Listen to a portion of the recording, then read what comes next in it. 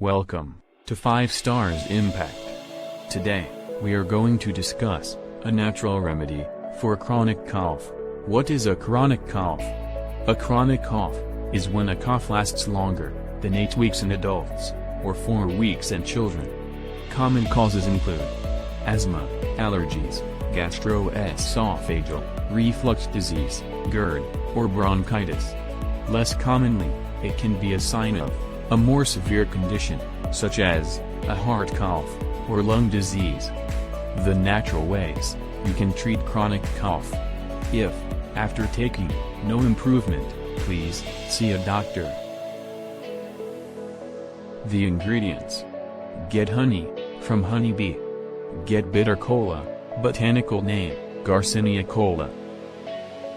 How to prepare the remedy: grind 10 pieces of bitter cola, mix with 35 centiliters bottle of undiluted honeybee honey to form a syrup.